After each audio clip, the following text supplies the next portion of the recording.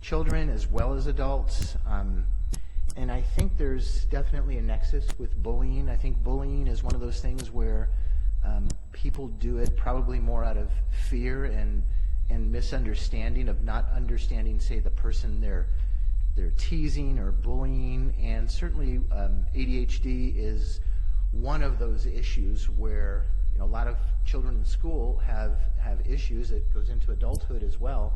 And I think there's definitely a nexus with the two. So I just wanted to bring it to everybody's attention that it's also National ADHD Awareness Month, October. Thank you. Thank you for that comment. I would agree. I think there is a nexus, and that's a very good point to make. Anything from the rest of the council tonight? Very good. Thank you for that. This brings us to item number 7, which is approval of the final agenda, another action item. Do we have any changes to the agenda tonight? And I believe we do. I'm seeing a smile that tells me I'm going to have to change my schedule around here. Yeah, thank you, Mayor. So 2 suggested changes. One is under the consent calendar, item 9C, to move that to the end of the public hearing section. So move it to 11, what would be C. So that's the first suggested change. The second suggested change, because we have some people here for these items, is to move the group of public hearing items up to right now before we get into citizens business and consent calendar. All right. Any objection from council to any of these changes? So that will bring us to public hearings right away, and then we will loop back to public comment and the rest in consent. Very good. So this brings us to item 11. These are public hearings, and let's see. We will start with 11A.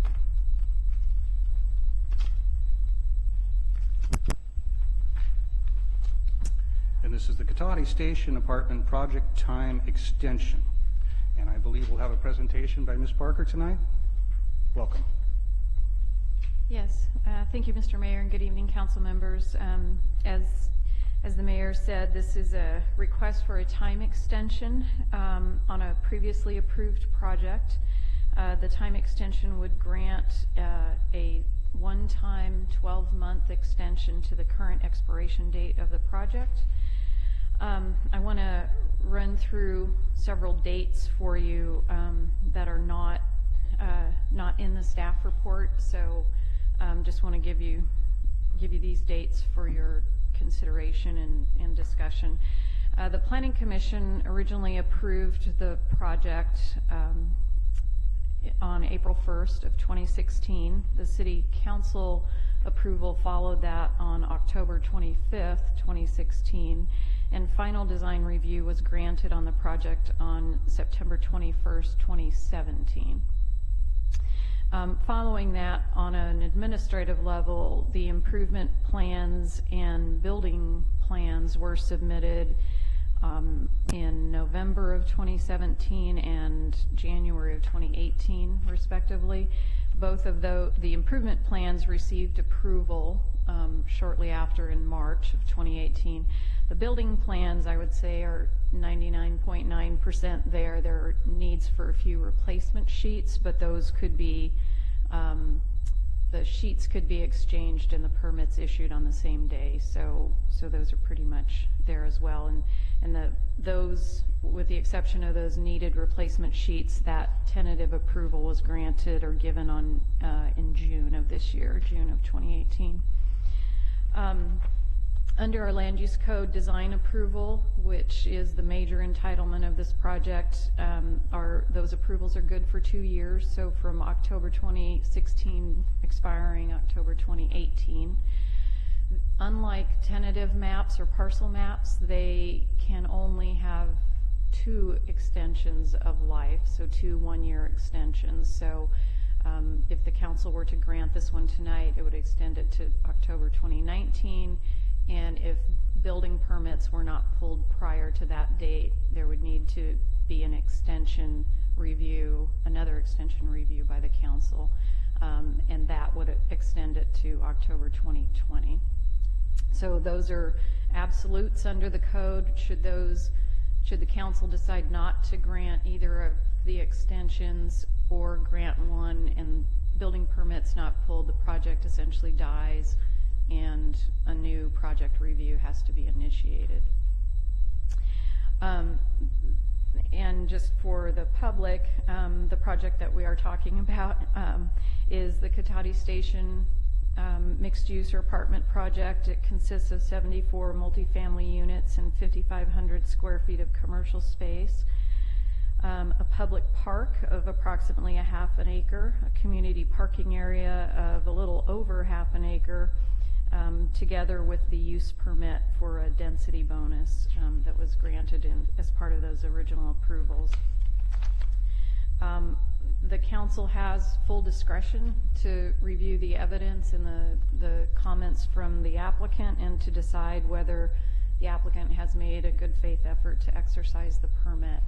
And I know in your packet is the letter request from the applicant.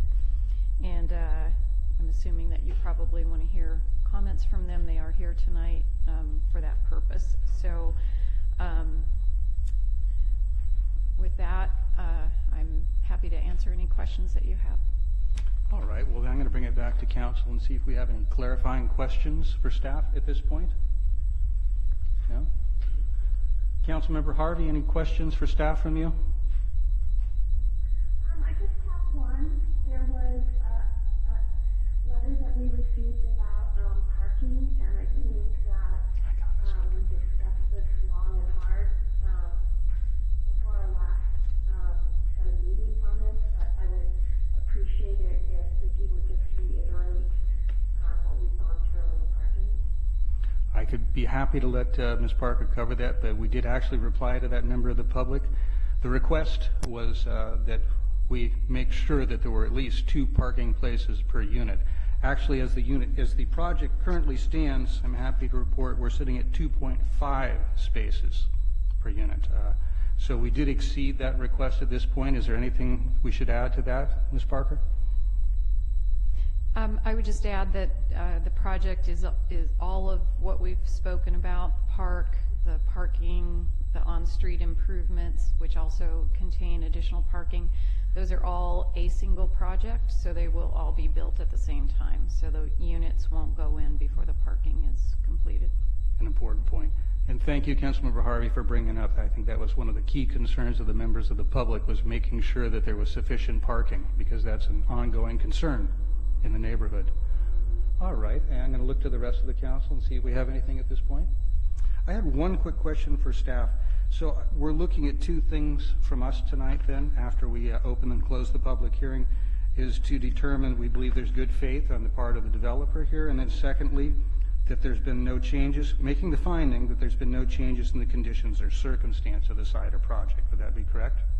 Yes, that's correct, and thank you for bringing that up. I should have said there have been no substantive changes to anything, any of the conditions out there or anything related to state law that would change our prior approvals or recommendations for approval. All right. Well, then I'm going to bring it back, and I think it's time to open the public hearing on this, and I'd like to begin by inviting the developers up to see if they have anything they wish to add. If you want to stand at your letter, that's fine, we have that, but if you'd like to speak, it might make sense to let you lead us off. One per customer. I'm sorry, Mr. Colvin. Well, thanks, Damien, for accommodating us on the agenda, and Vicki, thank you for your always comprehensive report. The explanation for our request is an assemblage of different events that happened. They just sort of cascading might be a little too strong of a word, but they all sort of came together at the same time, hence the need for the extension. As stated in our letter, it was always our intention not to build Valparaiso, but our agreements with our banks was that those funds would be used to source the construction for Cotati Station. Then, because of some of the delays with the first starting with the fires, we had a buyer, and that fell through with KB Homes. Then we had to go back to the market, and we are in contract with Richmond America, and that is a secure contract. It's all signed. The money has been released to us, and we're just waiting for the completion of the sewer line to commence flowing, at which time Richmond America will close escrow. And it's their intention to be breaking ground as soon as possible. They had wanted to break ground a couple of months ago, but because of the delays, this whole project got postponed a bit.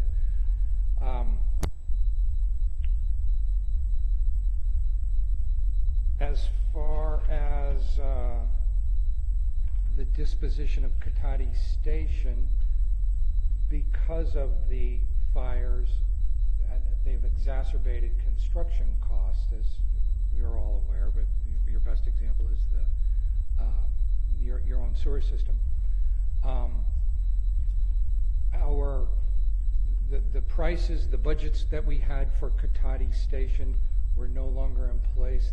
The contractors actually pulled their bids immediately after the fires, and subsequently prices have all but doubled.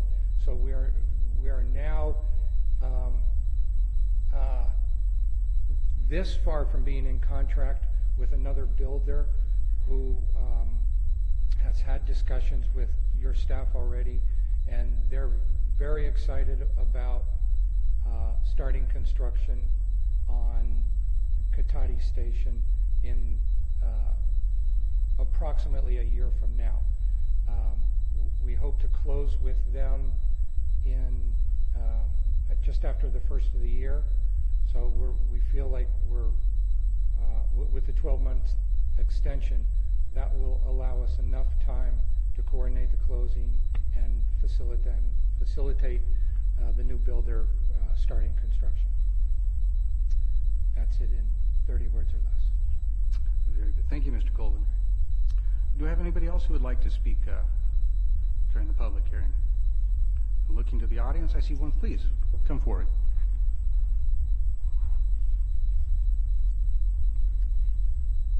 Hi, Hello. my name is Kristen Ernst, and I live at 6929 Santera Way. I'm the owner there. And I wanted to say that I know this Vicky Parker said that there wasn't any changes in like the condition of Santera Way, or like anything that's different from when the design review made the plans to have these apartments built. But I mean, as a homeowner, I've lived on Santera Way for 13 years now, and it is the worst condition that it's ever been as far as parking goes. I mean, we have the train station now, and that train station is like overflowing all over Santera Way. In the mornings, it overflows to the other side of the street. And I mean, there's parking, people are parking clear back into the cul-de-sac. They're now starting to park in the fields as well, which is a fire hazard. And I know you say that you're gonna have like 2.5, spaces per unit of the new 74 that are coming in there. But I mean, if there's, I think it was like 41 3-bedrooms. I can't remember the exact amount, but I mean, if there's 3-bedroom units, there's gonna be like 5 or 6 people in there, and that's 5 or 6 cars that are probably gonna be at the apartments. And I mean, it's like living in San Francisco. I mean, there's so many cars coming out of there. Every time I come out my door, there's like exhaust, coming up in my face. And I mean, it's really a serious, serious problem. And I ask you guys to reconsider it, because I don't know if you've been out there lately, but I mean, it's just a mess. I mean, the cars are even like pushing the fencing down where Larry wants to build the property. I mean, the fences are all falling down because the cars are, encroaching on the fencing there. And I just want you to I really think that that's like way too much. I'm gonna definitely beat it if I'm gonna have to leave, because I mean,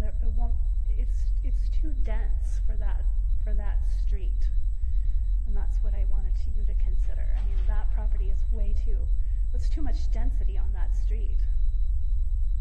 Thank you. Thank you. All right, would anybody else like to speak tonight? Mr. Kirschman, welcome.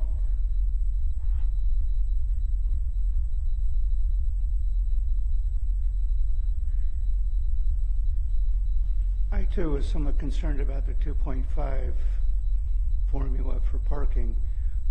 Certainly the developer's not responsible for parking per se. The city has a beautiful station there that's vacant. I guess you rented it and are making your money back on it, but it's a vacant building. In terms of planning, there is no parking structure, despite, in my mind, you having the best train stop on the entire route. One of the big problems of the entire SMART train is the fact that there is no genuine parking. There is at Hamilton Field, but most people aren't that comfortable leaving their car at Hamilton Field because it's somewhat remote. The downtown areas that used to be train stops was great, but unfortunately people have built up in downtown Novato and other areas. So parking is a big issue with the train. It's been somehow overlooked despite 16 plus years of working towards making the train happen. Many developments in Cotati have all but overlooked parking.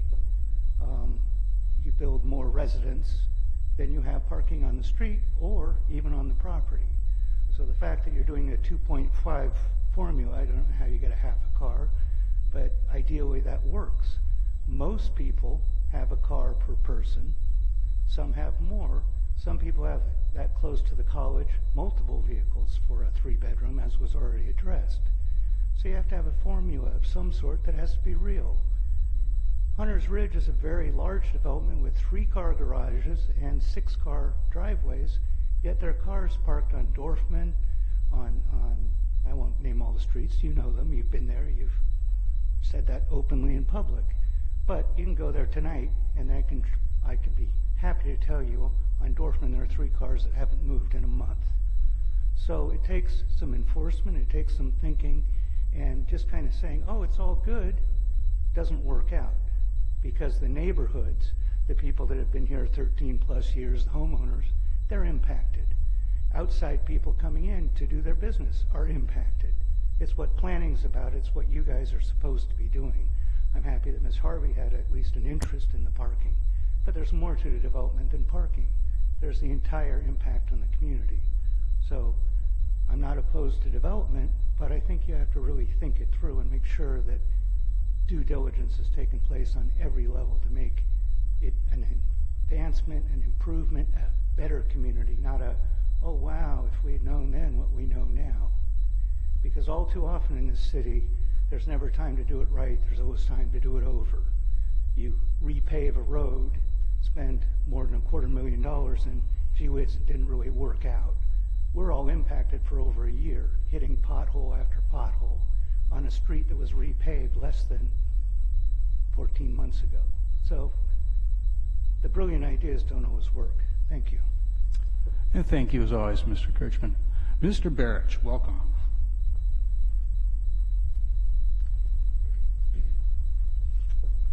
For the benefit of the audience, my name is George Barrich. I'm a former city councilman here in Cotati. And from the moment of the inception of the Santero Way plan, through all the workshops and all the time that the citizens and the city council and staff put into this project, parking was inevitably going to be a problem. This problem was kicked down the road by city staff and by city council. It was ignored. It was conveniently forgotten about. Dozens of citizens and residents from Santero Way have come forward over the years begging for relief, begging for a solution, begging for responsible government, and they've been met with silence, just like the young lady tonight was met with silence. These citizens will be humored. At times they will be bullied. They will be conned because it's a mess, the parking condition down in Santero Way, and you're about to make it worse again. Because you are political animals and you don't represent the citizens or the community, nothing is going to happen. The situation is going to get worse. And as long as you keep getting reelected and keep playing up to the developers, this is what's happening to our town. We're losing our town. These high-density nightmares that you're building down there, where you're putting the residential construction before the retail construction that was promised by the developer. Oh yeah, the retail was supposed to come first. And the city council at the time, who voted on the project, insisted that the retail come first. Looks like retail's never going to come at this point, because you failed. You failed the young lady that's been living there for 13 years, and you failed. Dozens of people have come forward complaining about the horrendous parking nightmare called Santero Way. And thank you, Mr. Barrich. All right, do we have anybody else who would like to speak tonight? Going once, going twice. All right, that closes the public comment, and I will bring it back to staff. So we had a couple of questions. One about parking, and number two, so we have some long-term parking issues at Santero that I think, how many people here from Santero live in the area? So you're pretty well aware of then, I'll bet. And we also have something new. No good deed goes unpunished. As you know, we have, as was described by Mr. Kirschman, one of the very best train stations, and we actually have parking. And unlike our neighboring cities, our parking is free.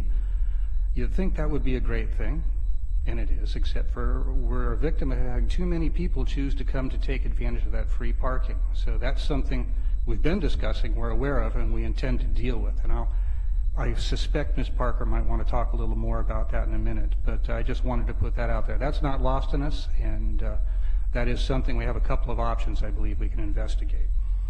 So let's see here. So we had a general question about parking. I wonder if we could go into perhaps a little deeper detail on the parking per unit in terms of garages on the street versus the number of bedrooms. Because the general sense is a lot of work was trying to put into alleviating what we felt was an existing paucity, a deficiency in parking in the area. Yes, thank you. When we began processing this particular project, so not the development that's existing out there now, but this project, we knew, as not as intimately as the residents, but we were aware that there was a parking problem on the street. So we requested a parking study be done with this project so that we could better understand that. And what came back, and whether this is due to well, I think it is due to a mix of factors. The units house mixes of unrelated adults, so there are more vehicles per unit. Not everyone utilizes their two-car garage for car parking. Some of it is used for storage. And the fact that we were expecting more folks be commuting by that time by train and not using their vehicles as much. So when we got the results of the parking study, it showed us that the neighborhood was about 50 spaces too short. That was over a period of 3 study periods that were evening, morning, and middle of the night, I believe. Showed that to be on average it was about 50 spaces too short. So that was our goal with this project, was to accommodate another 50 spaces. So not only what the project required, but also to fill that 50 space gap. So that is where we ended up. Just for numbers, I summarized them here. On the project site and in front of the project on the street, there are a total of 138 spaces. That's just 4 more than is required by the plan, but it's additional above what the requirement is. And then with the addition of the park and the park adjacent parking areas, what we refer to as community parking, there's another 48 spaces there. In between those two, on-street and parking. So we got to a total of 48 additional spaces. So we did, the intent of all of that was to try and solve that existing problem and not further exacerbate it. In addition, what this project will have that the existing development doesn't have is a parking management plan and an on-site manager who's responsible for implementing the parking. So they can choose how they want to do that. We aren't releasing occupancies of the units until we have that parking plan in place. So it could be permits that are issued. It could be a variety of methods that they might use, but there is going to have to be some kind of parking controls in there so that if there are similarly households of unaffiliated adults who are of driving age, they can't all bring their cars on site. They're going to have to find an alternative to it. So with all of those was the attempt to sort of, as I said, not exacerbate it. And so I don't think we're going to see the results that have come out of the existing development out there. As far as the transit agency and gating, not gating, charging, not charging, I'm going to have to defer that to the city manager. So one more thing I will just add on the Santero Apartments project is all the parking spaces for that project are they're not garage, they're outside parking. So unlike in the existing development where Vicki had mentioned that some of the spaces were lost to storage, that shouldn't be an issue with the proposed new development. Also on the smart station, so the closest smart station to us is the Rohnert Park one, and that was built by Smart, and so Smart charges people to park there. It's like $2 a day or something like that, but it's enough, you know, free is better than $2 a day. So people, because our stations are relatively close, people come to Cotati because the parking lot there was built by Sonoma County Transit. So they do not charge for parking there. But the other confounding factor is that at the Rohnert Park station, there's no real easily inconvenient street parking near that station. Whereas in Santero, there's street parking on that street. So if the lot fills up, then it can overflow into the street.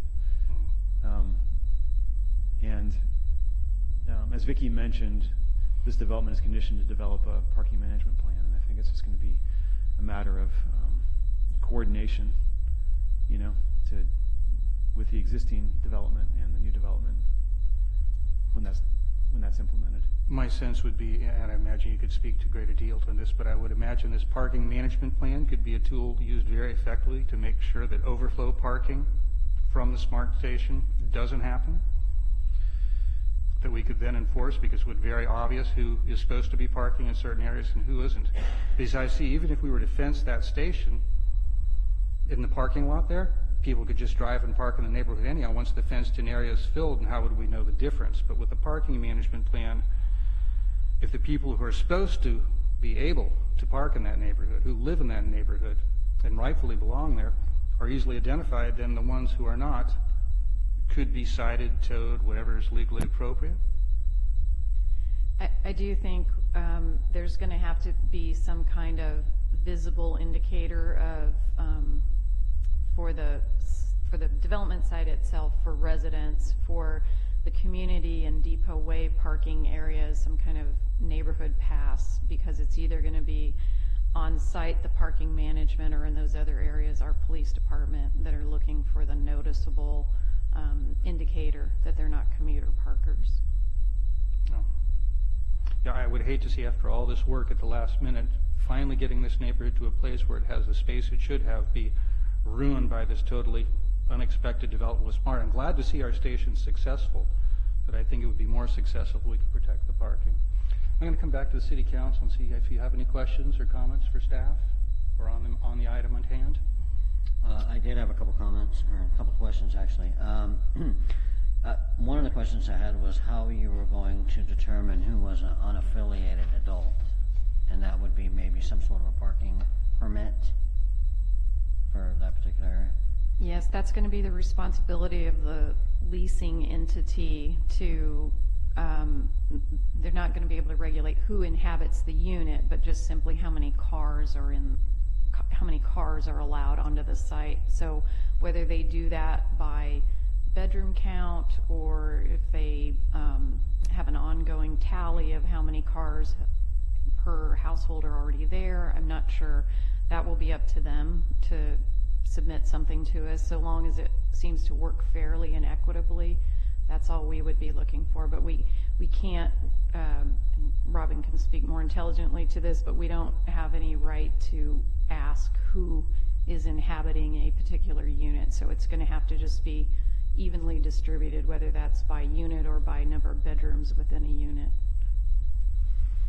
Okay, so there's obviously a problem there now, and my understanding from walking through those neighborhoods just a couple of weeks ago is that there is a significant percentage of college student residents renting there, and with the price of rentals these days, I'm sure there's a higher density of the rental people and also having more vehicles. So there's an existing issue there, and I don't know if that's something that can be brought up with the existing HOA, or if you even have that capability. But it sounds as if this particular situation is not necessarily going to exacerbate the situation that's already there. That sounds like a situation that needs to be managed in a more effective way. And then my understanding is also that there are some concessions we made to allow for higher density for more affordable housing. So it's tough to try to balance what you can put in there that would allow for a greater affordable housing with a greater number of units, and still try to mitigate some of the resultant consequences on there. So. Anybody else? Mr. Vice Mayor. Thank you. This is not on the agenda for this evening, but it just seems like it would be worth pursuing, finding out from the other agency if there is even an option for parking fees at the train station. I think that might be something, if it sort of lessens the number of vehicles that are there. I know that's a daytime issue, not so much an overnight issue, I would assume, but it would just be good information, and if that's something we can actually weigh in and make a decision on down the road, I think we ought to have it as an option. You know, as many tools in the toolbox as we can have, I guess. Other than that, yeah, I mean, we all know, we've heard it, we've seen it firsthand. We know those are issues. We think we've made some level of accommodations, not going to be perfect, clearly. And, you know, it's I guess, sort of the unexpected consequence over the years when that development was approved. I don't think people that were in this room making those decisions thought that, well, it's going to be all college students, and you know, you're going to have 3 bedrooms, but there's going to be 6 people, and they're all going to have a car. Some of them may have 2. So, I mean, I think that's really problematic. But, you know, I think the efforts that we've made certainly won't exacerbate the issue further, at least hope not. But the fact that the garages are also non-existent in a sense, so that part of the equation, you know, will not be an issue any longer. So yeah, I mean, those were just the comments. Again, I was bringing up more of a long-term issue, but I would like to just see what the feasibility of that would be. Councilmember Skillman, anything at this time? Just briefly, I mean, I know that this has been a sensitive topic since we started talking about the development in the area, and I know that parking has been an issue ongoing. And my understanding of what we're doing tonight is really just trying to determine whether they've made a good faith effort to pull a permit before now. If there were reasons for them not being able to do that, then whether or not we should extend the time period. Because in the alternative, if we don't extend it, then the project completely dies, and heaven knows what's going to end up being proposed to be in there next. So it's sort of, we seem to be a little bit more limited in scope to what we're being asked tonight, rather than reexamining the project itself. So just wanted to clarify that. Good points, good points. Mayor, Count- I do have one more question. if I Please, may. yes. Just for a point of clarification, in the whole process that we were looking at this and we had concerns, there was a statement made by an audience member that we were insistent that there be commercial first. My understanding is, if I recollect correctly, that we were hoping to have a greater level of commercial in there, but in light of the economic situation and the downturn, we made some concessions on that. But I don't know that we ever said that you need to put commercial first. There is in the specific plan, there's what's referred to as a pacing mechanism. So it's a cap on the residential units by square footage of commercial. So there is a built-in pacing mechanism that just makes sure it's getting built in a mixed-use concept. Having said that, this project did meet that pacing requirement, but one of the concessions that we did do was reduce that amount of commercial space. So that may be what you're recalling. And another thing you touched on a moment ago, Councilmember Moore, and I didn't comment on it, is that because this is a density bonus project, the developer could have, under the state program, provided even less parking than what's here. So they realized from a marketing perspective that having a dearth of parking wasn't going to be helpful for them on a marketing side. We also knew that it was going to exacerbate an existing problem, so they did provide over and above what they would have had to provide under state law. Thank you. All right, I'm going to ask Councilmember Harvey. I'm curious if you have any questions or comments you'd like to share. If I could, very interesting conversation, and it seems like, as others have pointed out, this parking situation has come up over and over and over again. I think that we have worked as hard as we can with this current project to get as many more parking places as we possibly can squeeze out of there, including changing some of the directions of the parking space. I agree that it might be worthwhile having a conversation about the parking at Smart Station, but to me, that may be a double-edged sword for us, because while, yes, we may institute a parking fee, and yes, that may mean that some of the folks from our park may go back down to their station, it also may make the problem worse by more people trying to park on the street.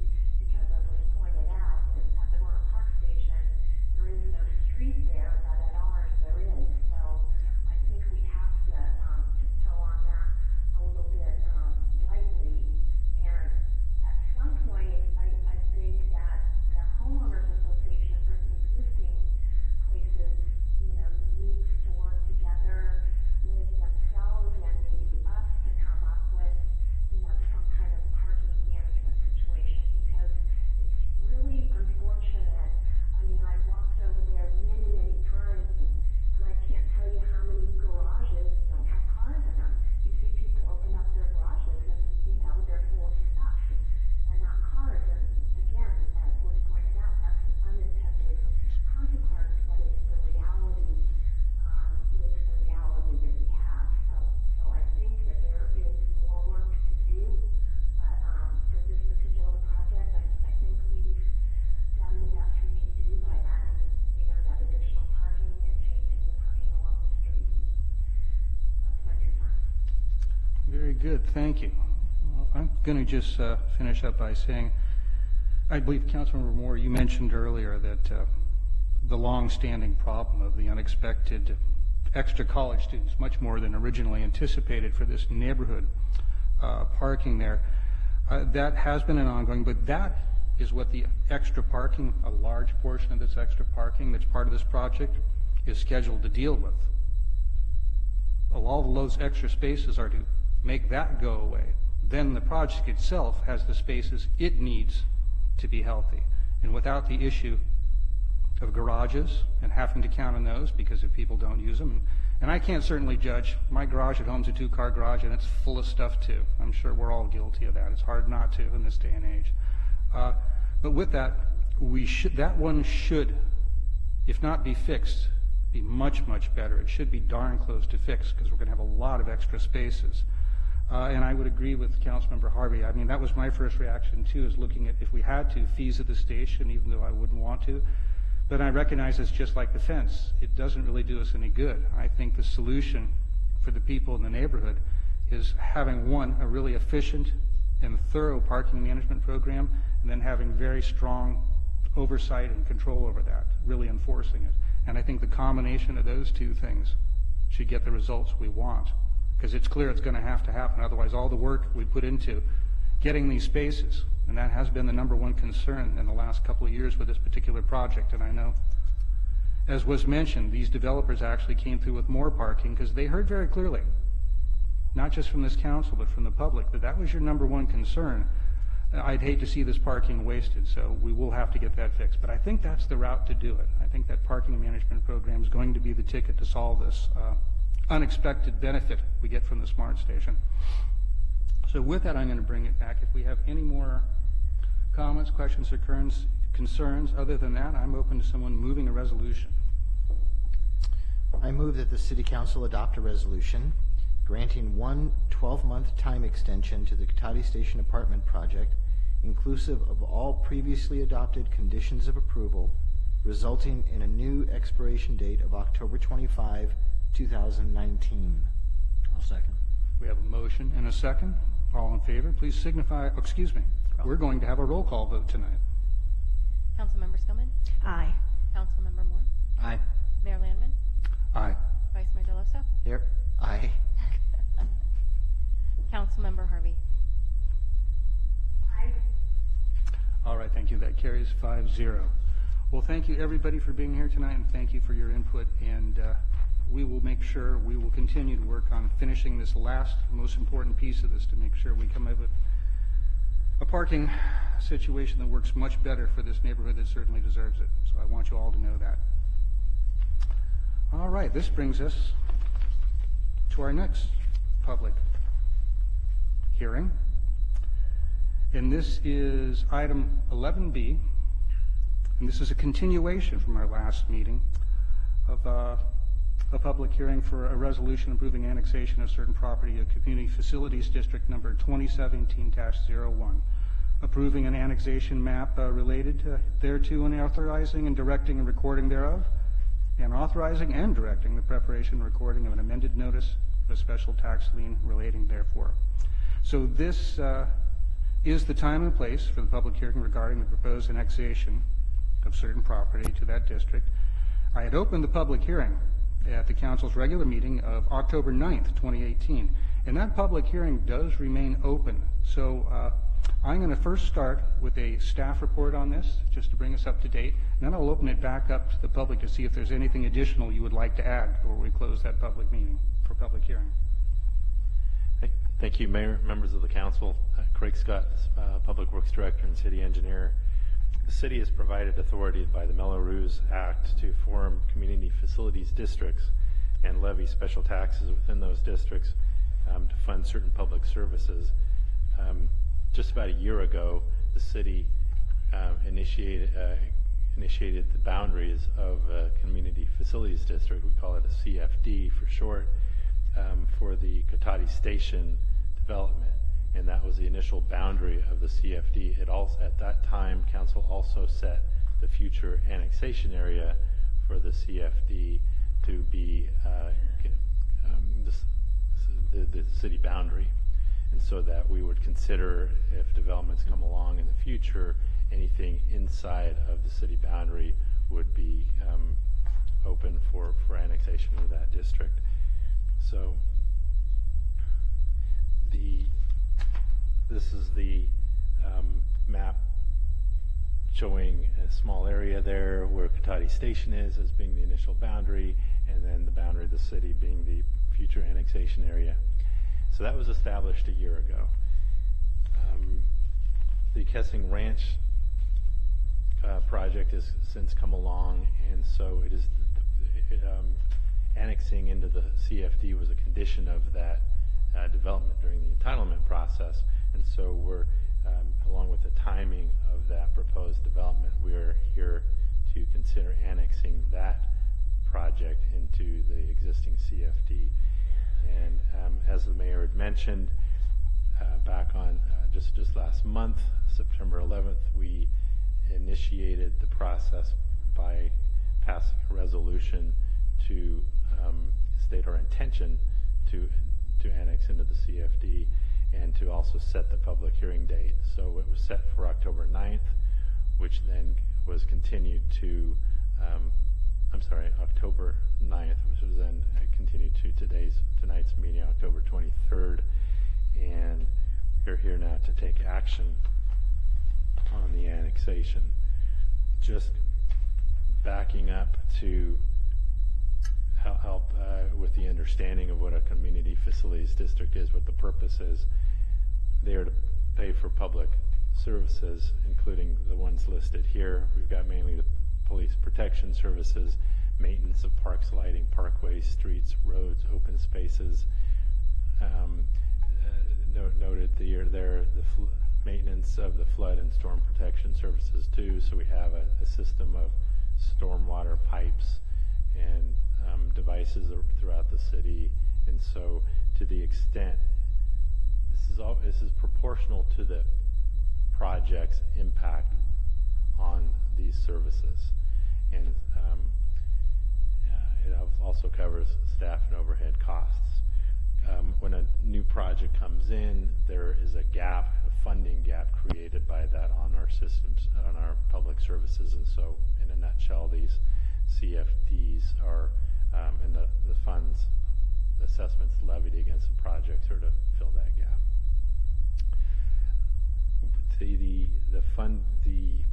There's a study, a fiscal analysis conducted early, which was done and brought before council a year ago, that had the justification for what the unit cost was for a residential family dwelling as well as a multifamily dwelling. So those are documented there, as well as the authority to every July 1st of each year to increase that assessment.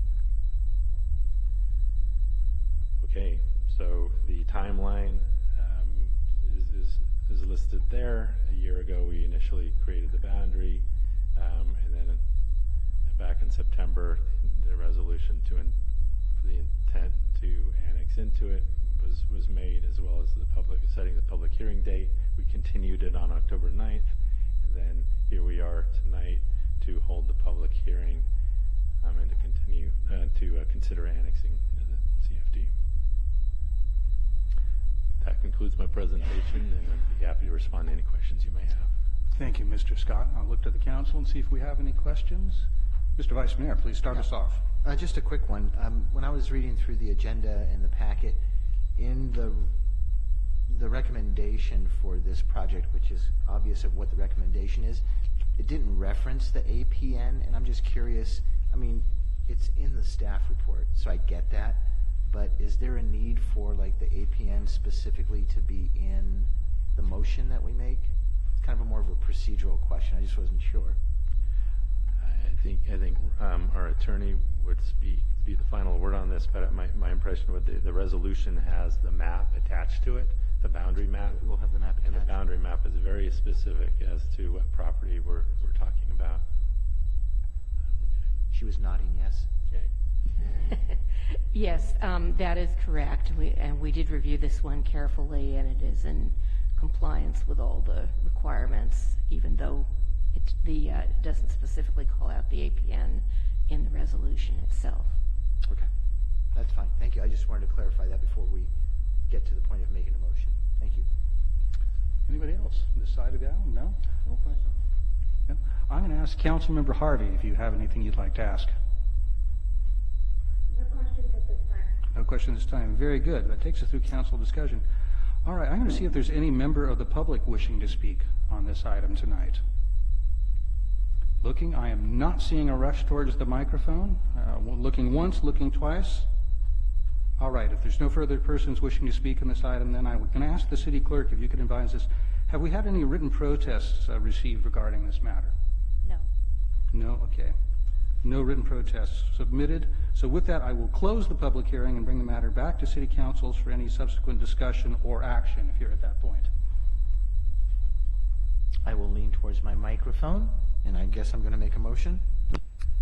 I move to adopt a resolution approving annexation of certain property to Community Facilities District number 2017-01, Public Services, approving annexation map related thereto, and authorizing and directing recording thereof, and authorizing and directing the preparation and recording of an amended notice of special tax lieu relating thereto.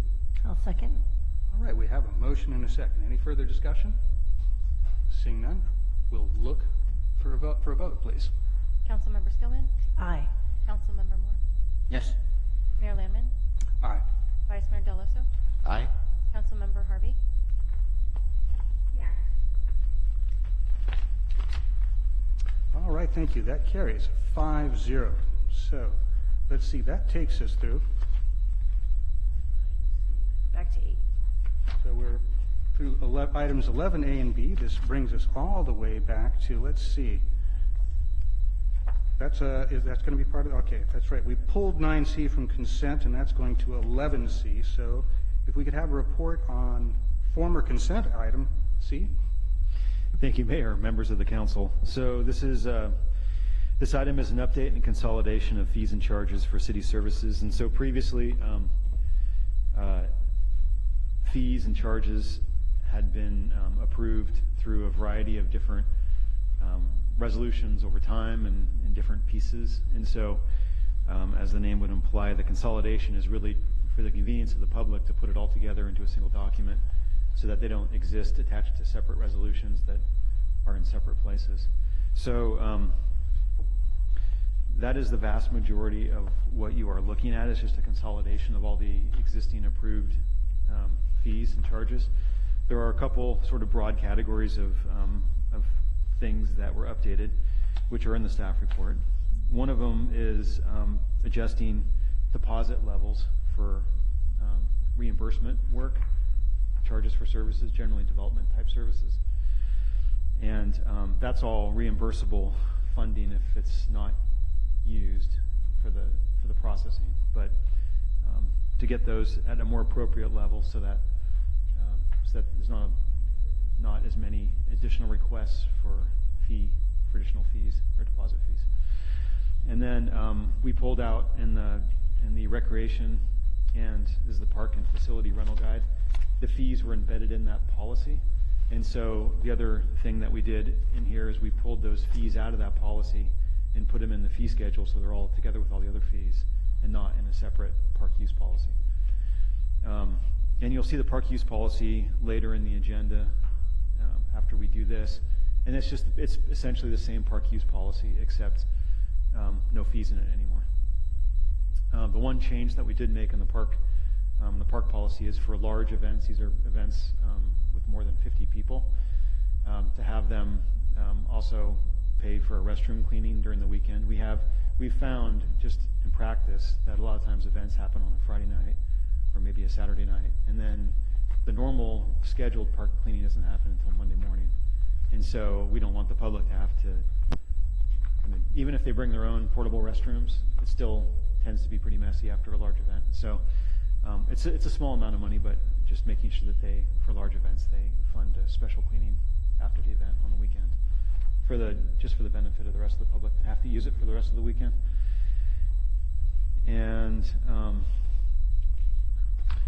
And then also I will point out that on the dais and the table in the back, everyone has a couple just amended sheets, and there's two of them. One is Public Works fees or deposits, and that was updated just to make sure that it was clear which were fees and which were deposits. The parts that changed from what's in the published packet are highlighted. And then on the public safety services is a second sheet that was distributed tonight. There's transportation permits, and that's not a new thing. It's just moved out of Public Works and moved into Public Safety, where it's a more appropriate place for it to exist in the fee schedule. So with that, I'd be happy to answer any questions. All right, well, we'll bring it back to the councilman and see if we have any questions for staff. Council? Councilmember Harvey, any questions for staff? No questions, thank you. On 9C, very good, we have no questions. All right, I'm going to open this to the public and see if we have any comments. And it looks like we have one. Welcome, Mr. Kirchman.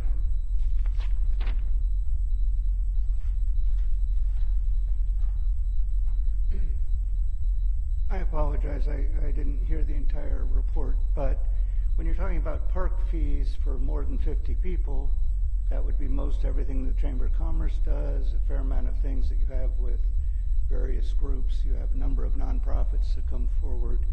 To the best of my knowledge, the only major event you have that gets fees of any kind is the Cotati Accordion Festival, which gives back to local schools, performing arts, local areas, youth groups, Boy Scouts, etc., etc. Certainly it is potentially the largest gathering you have, but it also brings a fair amount of draw into the community, a fair amount of name recognition, a fair amount of interest. If you had a hotel, most assuredly that's probably your biggest event to fill a hotel, outside of perhaps Sonoma State's graduation. It does fill other hotels in other areas. So it gets charged substantially. As far as I know, very little else does on a actual cost basis. Most assuredly, you have to maintain the park even though it's been in decay for more than 25 years.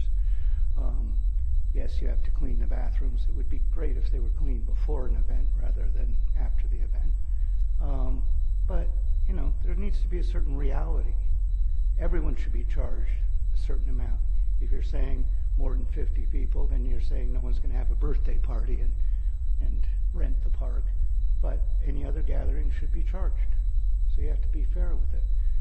Mr. Obid said something about materials in the back. If you're talking about the packet, he should say the packet, because there are no materials that he listed on the table outside of the packet. So he should be clear telling the public where to get information. Thank you. Thank you. All right, before we close this, I'll see if anybody else wants to speak. One last chance. We're going to close public comment and bring it back. I wonder if we could just very briefly speak to charges, how we lay those out. Layout number one, how we try to start up new ones with the assist. Number two, how we support the Chamber of Commerce. And a general lay of the land vis-a-vis the various charges, because my sense is we have a fair amount of people who are paying most of their rate now, although none of them, truthfully, provide as big an event as the Accordion Festival, with the possible exception of Oliver's birthday party. That was huge. So the adopted park policy isn't changing, as I mentioned, and the chamber. So the Chamber of Commerce typically does get, the council has a budget to provide fee waivers, and they've done that for the Chamber of Commerce.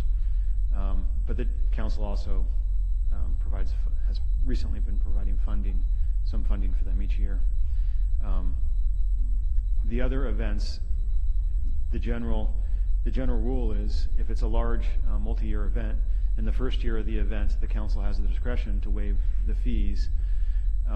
But year two, it's only 50% of the fees, and then year three, they're supposed to be paying the full amount. Yeah, that was my understanding. It was a lot of those people are probably on to year three by now. Just to help new events get off the ground. Which is good. They got to year three, which is exactly what we wanted to see. We'd like to see people have successful events in the park, so that's good. All right. We have any other comments from the council or discussion? Councilmember Harvey, anything you'd wish to add? No questions, thank you. All right, thank you. With that, then, I'd be looking for someone moving a resolution. I would move to adopt a resolution consolidating and updating the schedule of fees and charges for city services and repealing the previously adopted fees and charges for such services. I'll second that. So we have a motion by Councilmember Skillman, seconded by Councilmember Moore. And I'll be looking for my roll call vote. By the end of the evening, I'll actually remember this without even having to think about it. Councilmember Skillman. Yeah, aye. Councilmember Moore. Yes. Mayor Landman. Aye. Vice Mayor Deloso. Yes. Councilmember Harvey?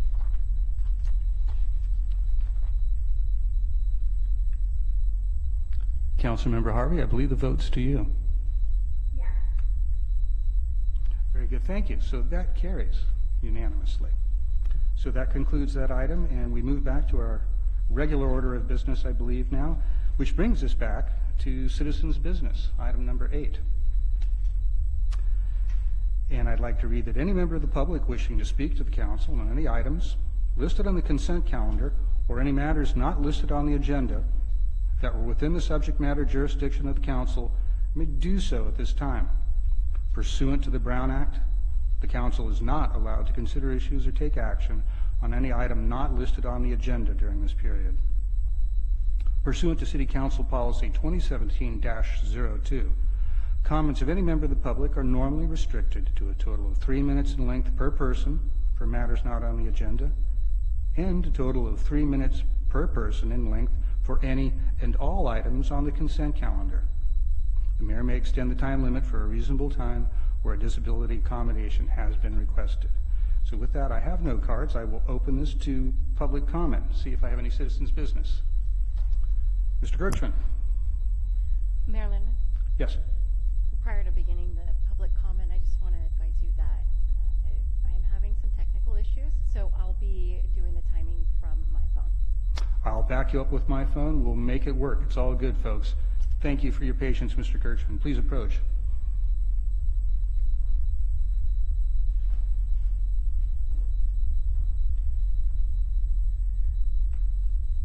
Excuse me. On the end of Marshway and McGinnis Circle and generally the areas across from Lancaster, LaSalle, etc., the bike paths, which are in tremendous poor repair, meaning the pavement's broken, the extensive manhole covers, etc., they're protruding, that still exists, but you have moved forward with lighting. The lighting is old school electric lighting going on at sundown, coming off at sunset. That's kind of old school because it's 20 plus hours or more a week of using electrical. Not on demand, not motion detector, and not solar. Totally opposed to some of the electrical groups that we now have in the county to conserve energy. Totally opposed to what most people have on their garages and other outside lighting, which is motion detection. And at present, the light wiring on this pseudo old school, excuse me, I'm speaking here. Thank you, staff. Go ahead with your comments, Mr. Gertschmann. I don't like to be interrupted with people talking any more than you do. We can hear you just fine. Please continue. I had trouble concentrating due to the staff chit-chatting. Then compose yourself and continue. Sorry, this is a public meeting and it's difficult for me to operate when people are making gestures and doing other things. I understand that completely. Been there, done that. I'm going to give you an extra 30 seconds here because we've eaten a little up. Go ahead and get yourself ready and go ahead. Now then, the wiring is sticking out of the electrical boxes. There is no cover boxes.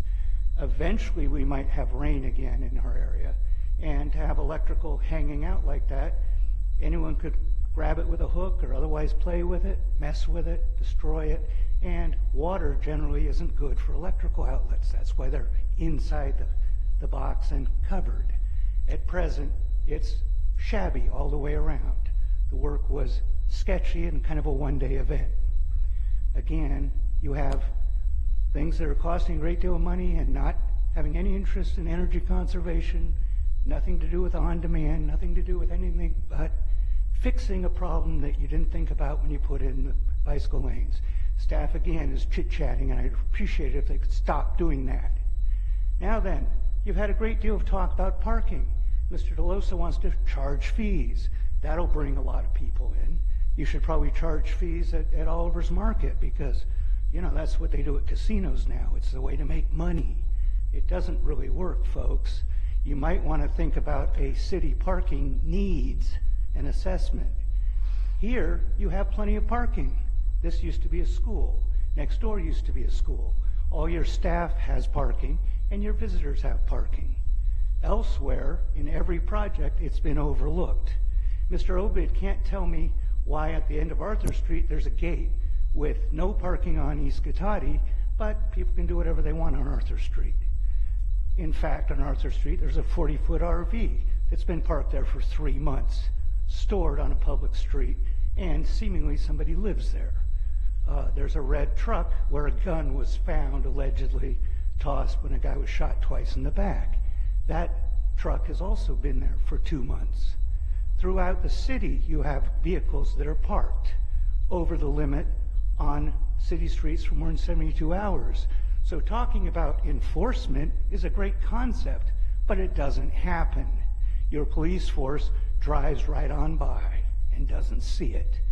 And I'm sure they're busy doing other things, but there are plenty of people that know the city is not being patrolled like it was 25 years ago. Why, I don't know. But the reality is, tickets aren't being written. All right, we're about a minute over 3. We're at 4 minutes. Now I'm going to ask you to wrap up. Sorry that you want to hear from me. Thank you for your comments. All right. Anyone else would like to speak tonight? No? Very good. We'll bring that back. So, quick comment. We actually did discuss motion detected lighting sensors at a meeting here about this, and the concern among the council, staff, and I believe whatever public was here that night was that motion detecting and lights going on and off all night might be problematic for people in the neighborhoods and people whose bedroom windows were close to that. And a controllable amount of illumination that we could adjust and that would stay steady state was much more preferable. So I agree with your comments about being thoughtful about wasting light, but at the same time we want to make the neighborhoods as comfortable for people and a sense of safety at night with some light in some of these dark areas that we have near some of our neighborhoods. So just wanted to share that. All right, any comments from anybody else on the council? No? Anybody wish to speak in consent? I forgot to ask you. Going once, going twice? All right. That gets us through that. So we are to a consent calendar that is abbreviated. We have now 4 items, A through E, with the exception of item C. I'll ask if any council member wishes to pull any of these. No. And if not, then I'll be looking for a motion. I'd move to approve items A, B, D, and E. All right, I think you got that one just by that much. Do I have a second? I'd second. Second by Councilmember Skillman. Thank you very much. All those in favor, please signify by saying aye. Oops, I told you. I still won't by the end of the evening. So we have a roll call vote, please. Councilmember Skillman?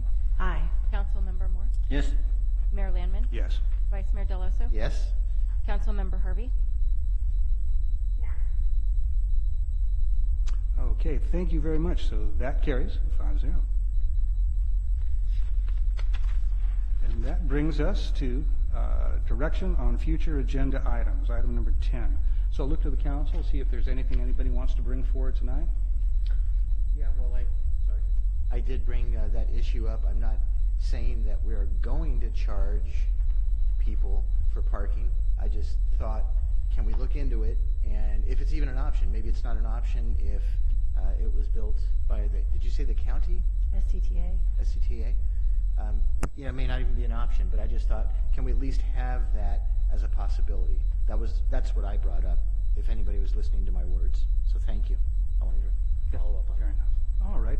Councilmember Harvey, I know we can't see you in person, so I'm going to just check in with you and see if there's anything you want to bring forward tonight. Thank you, Councilmember.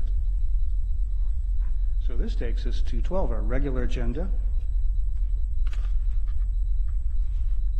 Let's see. And this is 12A. This is a professional services agreement for the preparation of a 5-year street capital improvement program and the design of the first-year project. And I believe, Mr. Scott, you're going to be taking us through this tonight. Thank you, Mayor, members of the council. Craig Scott, Public Works Director, City Engineer. Yes, this item is to consider approval of the professional service agreement with Harrison Associates to prepare the city's 5-year street capital improvement program, as well as complete the design for the first year's project. And it's an ongoing major effort to upgrade and continue to repair and do major upgrades to the city streets. We have 23 centerline miles of roadways that are constantly degrading, and so it's trying to keep up with that is a big effort.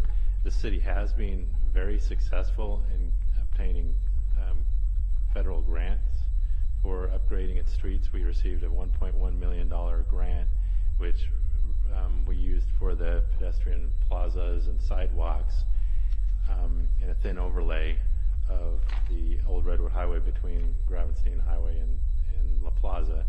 And we received $250,000 that offset our costs for about a $700,000 project to do a major overlay of the downtown from East Cotati Avenue to Page.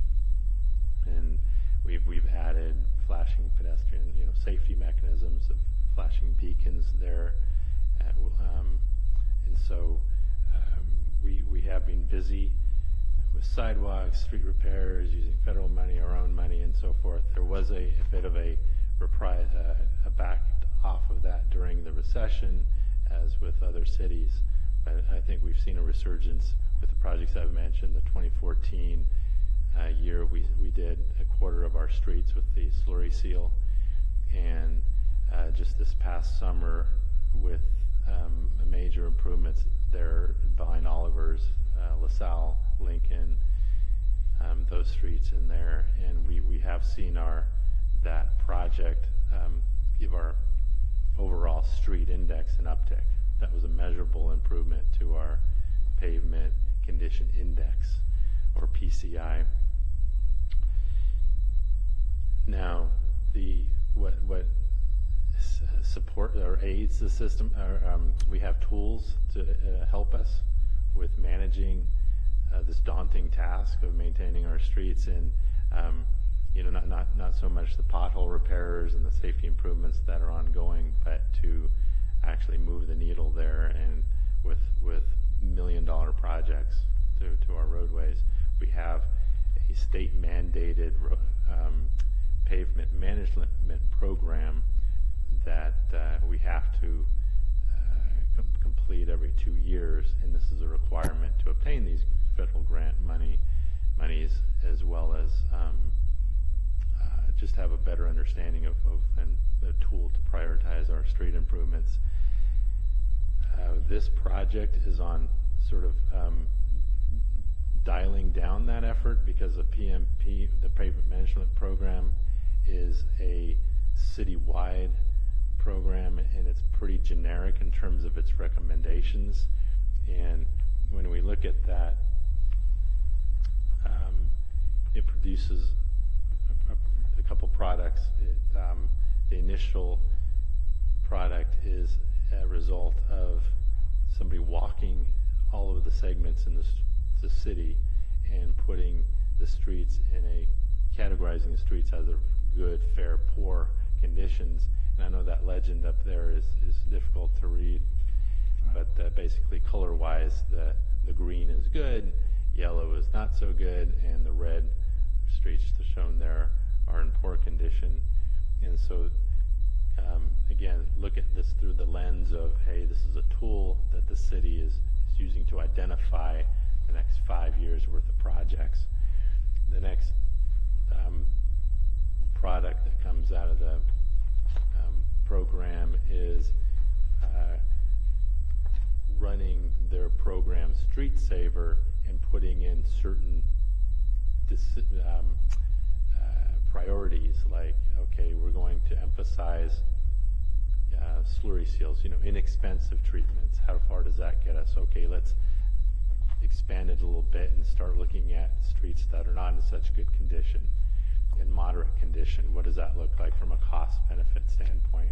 And so here's a picture of what the projects would be over a 5-year period with one of those criteria entered into that program.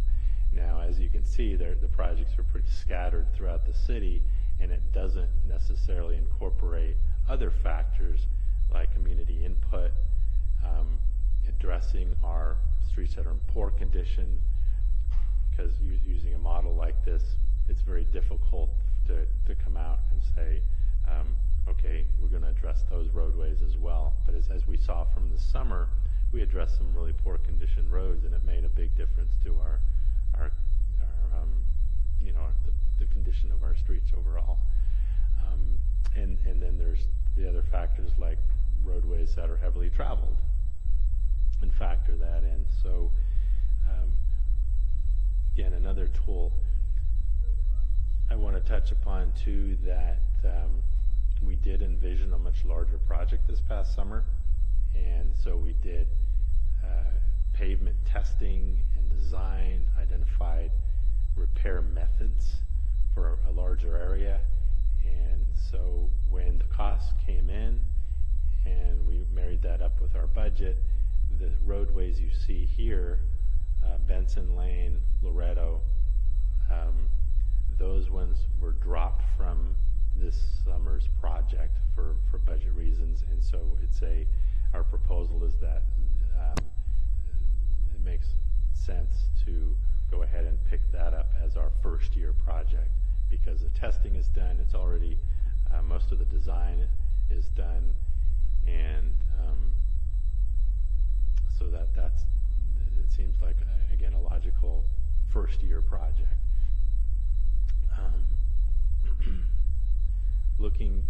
Turning to the scope, I think that was an earlier slide we had. The consultant is to, if I may just flip back to that, it's a little out of order, I apologize. The scope includes to finalize the design of the first year project, and then obviously develop the years 2 through 5, and then bring that back as a draft report and gather public input onto that draft product, and then go back, make the edits, make some modifications, and come back with a finalized CIP for consideration. The proposed fee, well, let me back up. So we did put this out for an RFP to solicit proposals from consulting firms, and Harrison Associates was the one that staff determined to be the most qualified, and the Harrison Associates happens to be uniquely qualified here, having designed the prior project as well as having done our pavement management program 2 cycles ago, back in 2014, I believe. We have had one since in 2017, and we're looking to do another one in 2019. But they're very familiar with our streets. Now the approach, so as I mentioned, the pavement management program is this sort of catch-all. It provides us a good basis to start determining this 5-year capital improvement program, but we do want to layer on other factors like I had mentioned, clustering the projects together to get more economy of scale for the contractor, so the contractor's not spread out thin, mobilizing his units throughout the city, but rather in one area. That does save the city costs. Community needs, heavily traveled streets, and other factors.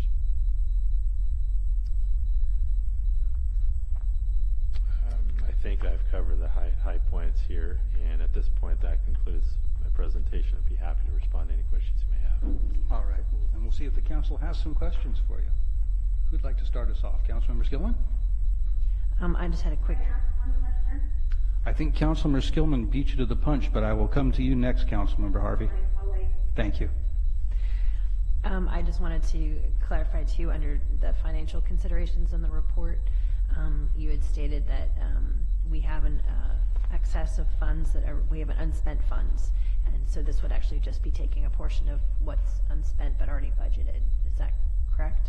Correct. We are not looking at appropriating additional funds. These are already funds that were in our adopted current year's budget that were, as you say, left over because the project that we just finished was within budget, and we have a lot of contingency still preserved that we're proposing applying for this effort. Okay, thank you. I think those are words the council always likes to hear. Thank you. All right, if that covers that, then I'm going to go to Councilmember Harvey. Please go ahead.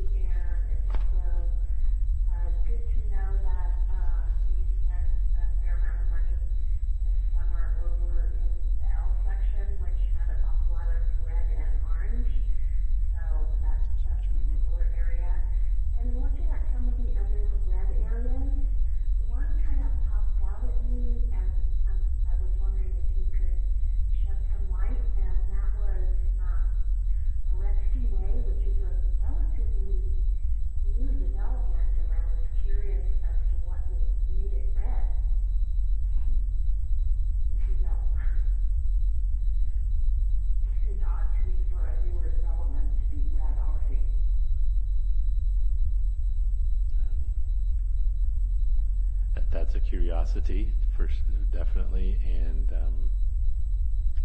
streets degrade at different rates and and by their use.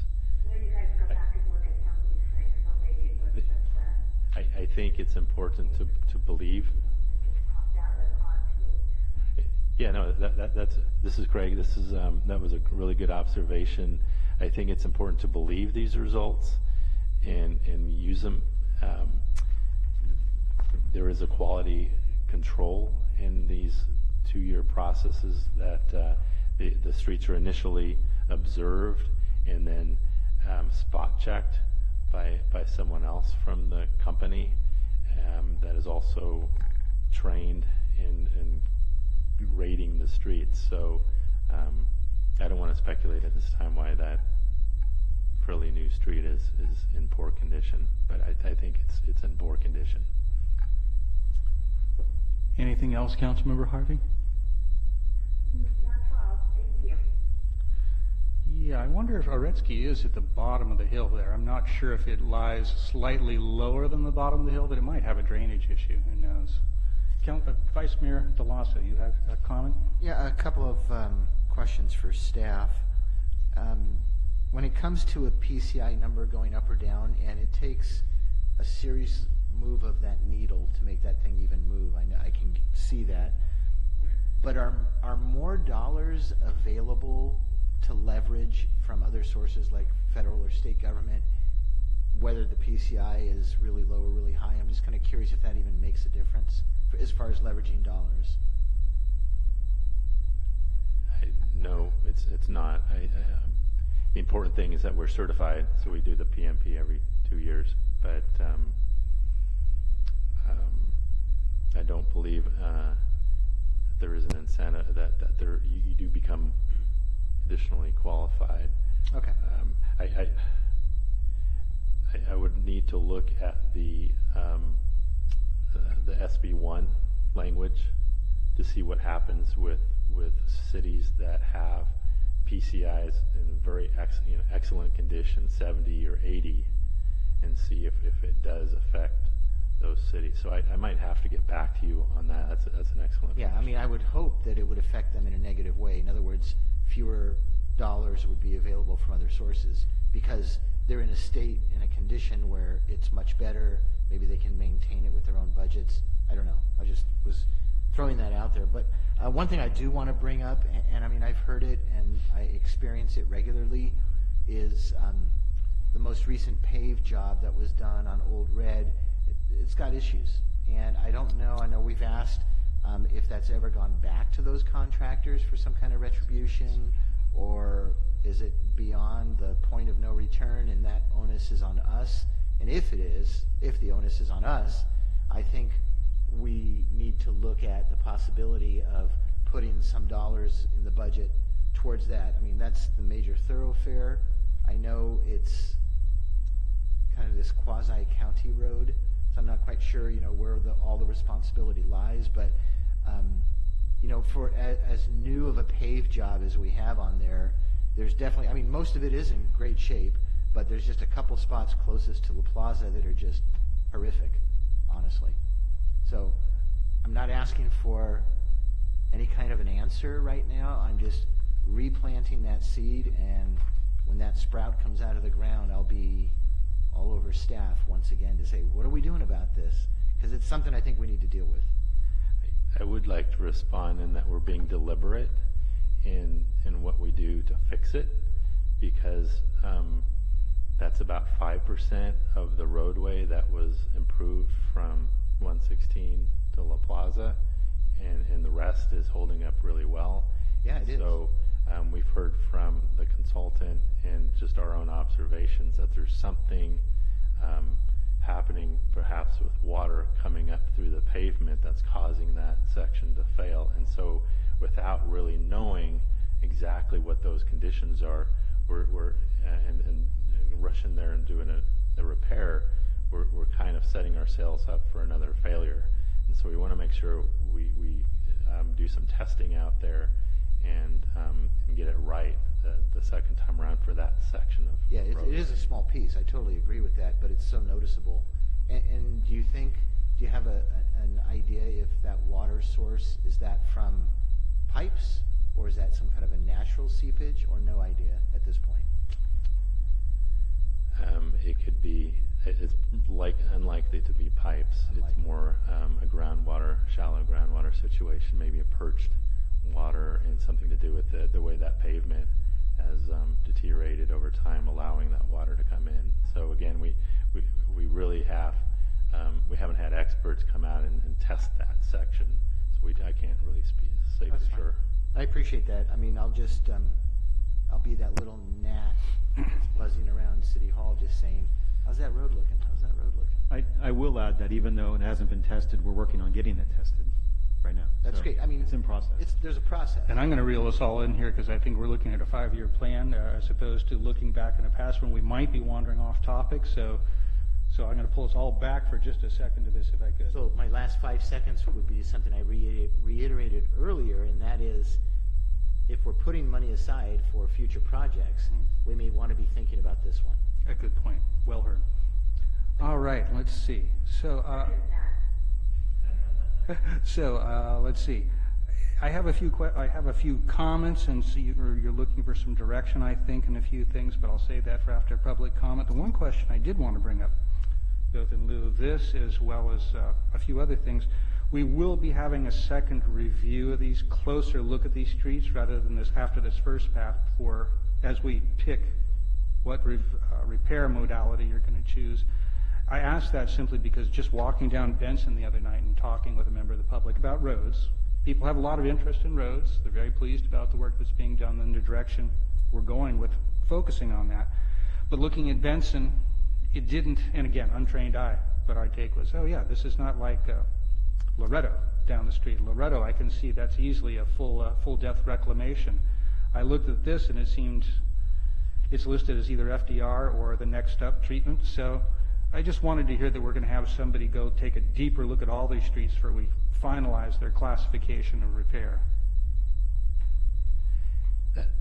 These tests are very informative because I believe when we had the presentation on awarding the construction contract just over a month and a half ago or so, it was found that the deflections that the testing, the results of the testing were the most this company's ever seen on Lakewood, for example, had very high deflections.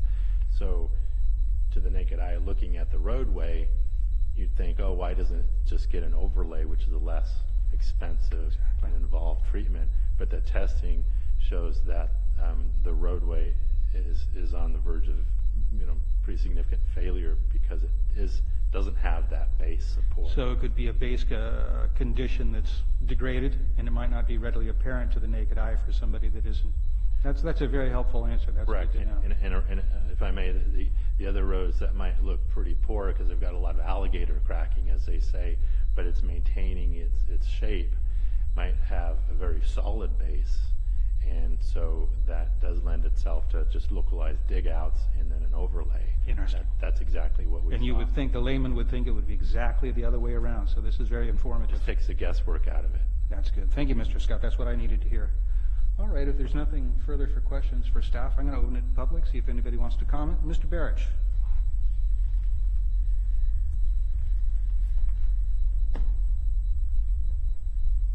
Council, Mr. Deloso is right with his concerns. I want to remind you when this issue came up before regarding the insufficient work done on Old Redwood Highway, the city manager said he was going to look into it. There may be a final payment due to the contractors that we might be able to use as some kind of leverage to get that work corrected, and we've never heard anything about it since. So I'm glad you brought it up tonight. Mr. Scott tried to answer the council's questions about whether there's any more future funding available in the future. And I think what Mr. Scott is really trying to say is the answer is no, there really isn't. So what I understand is that you want to spend $90,000 on consulting firm to manage the next 5 years on how to plan which streets are going to be repaired and upgraded and which ones will not. Right now, our streets, most of our streets, are in poor or failed condition. And if we go back to the city manager's comments when he was city engineer, he has said more than once that our Cotati streets are failing at a faster rate than our budget can repair with anticipated funds for repair. So we have a problem. We have a problem with a city that cannot maintain its own streets, who must look out to state and federal grants in order to survive and maintain its infrastructure, which is very telling. So if it wasn't for the $1.1 million from the Obama stimulus package, we wouldn't have had the work that was done down at the Northern Gateway. And some $72 million is still left for the Downtown Specific Plan, which was supposed to come from federal and state grants. And that was promised to us 10 years ago.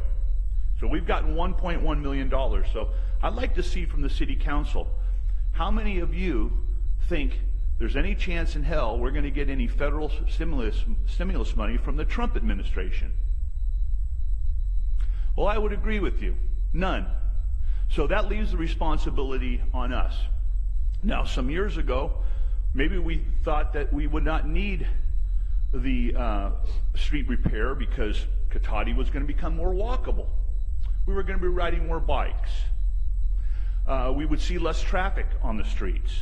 Maybe we would see rickshaws and small electrical vehicles where the punishment on the pavement would not be as we have today.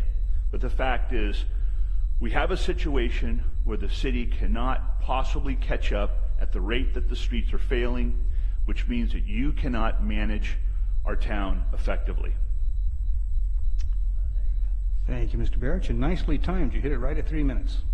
Have a little practice. Yep, practice will do it. I hear you. All right, we'll bring it back to the council. Close public comment. Any comments, discussion from the council on this?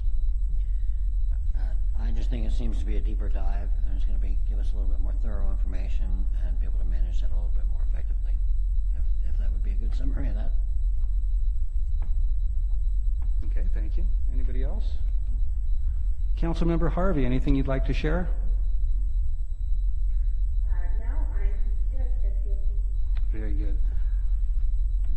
So let's see. I wanted to mention, first of all, I think I touched on this, but there is a lot of interest and a lot of support for this in the public. People are very pleased to see the work going on all throughout the community, and particularly in roads, especially, surprisingly to me, in the neighborhoods where it's being done. You would think they would be less than thrilled during the noise and dust of construction, but that's actually, as it turns out, people are appreciative because they like what they're getting.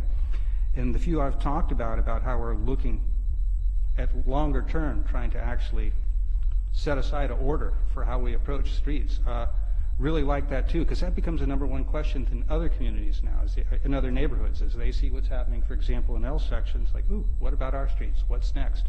And so I think this gives it a structure to be able to show the public, here's how we're approaching, here's the steps we're taking, and here's how we're going to get there by improving this. So I think that's really useful. Let's see.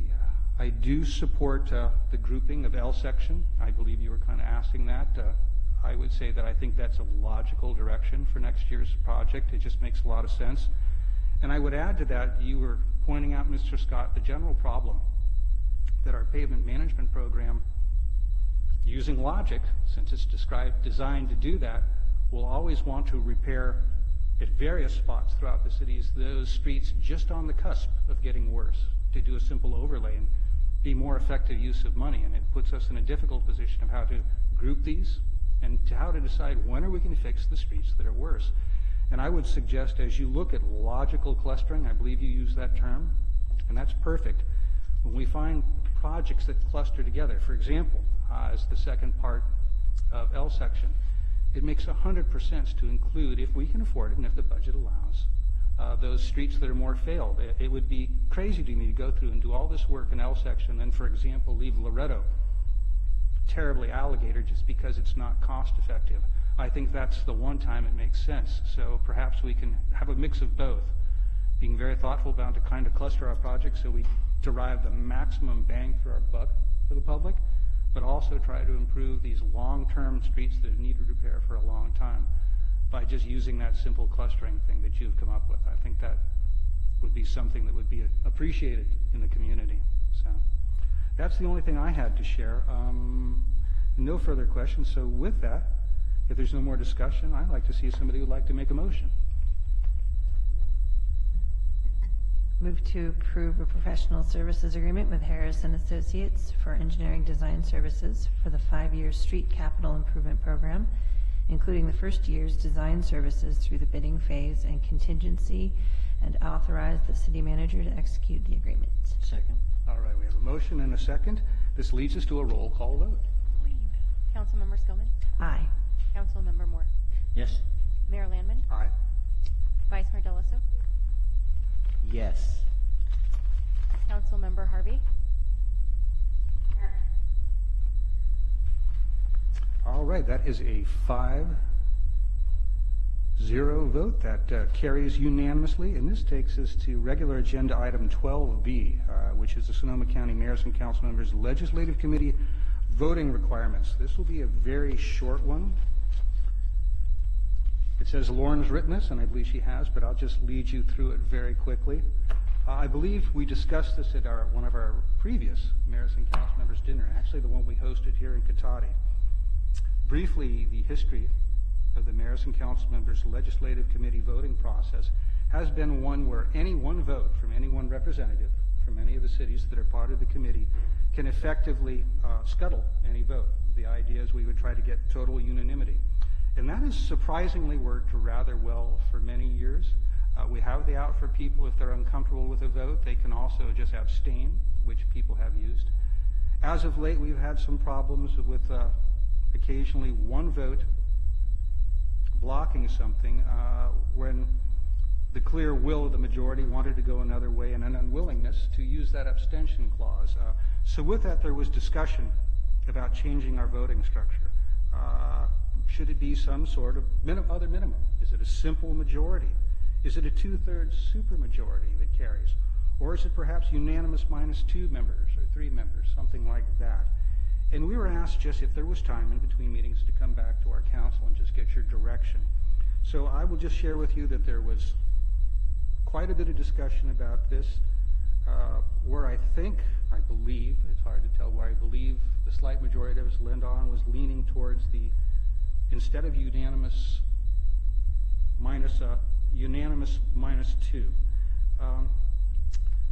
This would allow basically work almost essentially like a supermajority. We have typically 6 to 8 members who will be at a meeting quite often. If you think about it, if 2 people out of 6 or 8 of a group are so uncomfortable with the direction that they really want to take it to a full mayors and council members group for review, then actually I think we should do that. I'm quite comfortable with that. But if it's always just one on one particular issue, perhaps that isn't workable. So that would be the recommendation I give. But I'm open to discussion, direction, and we do have a wide range. It could be anything from a simple majority up to 2 or 3 votes. I would not go past 2 or even to 3 votes, really, because depending on that low number, 6 to 8 people, we might actually set ourselves in a difficult position. So that's, in general, what I'm asking you to consider. Any questions from anybody? Just a quick question. Is the voting based on who is present at the meeting rather than the total number of people? That's correct. It's based on who's present at the meeting, the quorum, the established quorum there. Okay, thank you. But at the same time, there can be substitutes. There can be alternates, yes, indeed. Right. So, in theory, there really shouldn't be absences. There shouldn't be. But there are. It does happen Things happen. sometimes, though. So it's interesting because I was, having read this, I was leaning towards a 2/3 supermajority. I guess I didn't take into consideration what if only 6 people are there. Yeah. So that does kind of muddy that water a bit. So you're recommending I would lean towards just making it unanimous minus 1 or 2? Yeah, give me a range perhaps of unanimous minor 1 or 2 perhaps, and I suggest that simply because going in unanimous right now, it strikes me that's not working, but I like the intent of this. I'd hate to peel it too far back, so perhaps the easiest The least change we could make was going to unanimous -1. So one person could disagree and it could still pass at least, or two if that's where the body goes. And again, that would be unanimous of those there that evening. Exactly. So say we had 7 people there. If, for example, 6 said yes and 1 said no, it should pass. So this is regardless of the population of the members present. Exactly. It's 1 representative, 1 vote. We do like to keep it simple. So why not just a simple majority? You could do a simple majority, but the problem is then you might wind up with something like, let's say we had 8 people there, we might have 5 people who support it and 3 who don't. That is effective, majorities usually carry, but we have a history of trying to get closer to unanimity here, and a lot of the cities appreciate that. They like the fact that when something comes endorsed by the Mayors and Council Members Association as a group, that it represents as much as possible the greatest amount of cities here. So if we had something where we were regularly splitting votes like that, we might not be as close to that. That would be the only reason why I would say don't go to a simple majority. Yeah, the only thing I would say on that is if you had a simple majority and the non-majority participants were not in favor of a particular support or opposition of an idea, they could create their own. There's, 3 or 4 of them. Create their own opposition or support of the issue. Right? Yeah. So if you have 5 members that are in support of a particular situation, when it passes by a simple majority, then the other 3 or 4 that are not in support of it, they can, write their opposition to it. Well, they can, but the problem is if we agree, for example, it's a simple majority, 5 of us agree to it, 3 don't, then the letter that's coming from the legislative committee says the legislative committee signs either an affirmation or against whatever ordinance or actions being taken. And those 3 people will feel somewhat unrepresented. That's why it would be more ideal to get closer to a higher number. It's a minor point. I could certainly live with a majority, and if you want to include the range to do that, it wouldn't be the end of the world at all. I think that might be a harder sell with some of our other cities from the discussion, is the only caveat that I'd give to that. And honestly, usually, your simple majority, probably 1 or 2 below unanimous, is probably going to do it anyhow. You'll have it there. Yeah, I don't know, I envisioned a simple majority being far more problematic. And I mean, we've all sat in that seat and gone to those meetings for at least a year at a time. And there have been issues that have come up in the past that I could see where that could be a problem.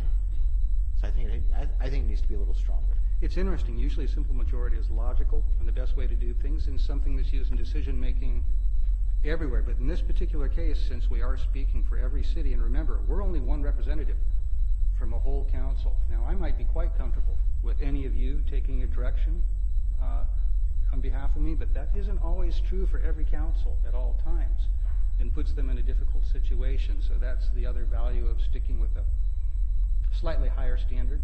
I mean, ideally, if we could have left it alone, I've always appreciated the fact that we've had this unanimous clause, requirement, and really done rather well with it for the most part. But unfortunately, as you've seen the last few years, it just sometimes doesn't work on important issues, and the sad part with that is if we lose the opportunity to leverage our leverage as the combined cities of this county to weigh in on legislation, then that's important. That's a bad thing, because sometimes that delay of taking something back to the mayors and council members' larger group can take months, can take a couple of months. And as we know, in California and Sacramento, legislation moves a lot quicker than that. If you have a letter supporting something or opposing something, you want to get it out quick.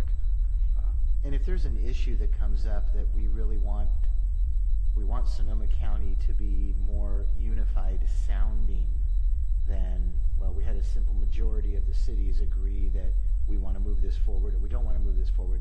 That's just, to me, that's not as powerful as saying, it was a unanimous +1 decision, or, whatever, give a number of a vote. But to me, that's where simple majority just wasn't working for me.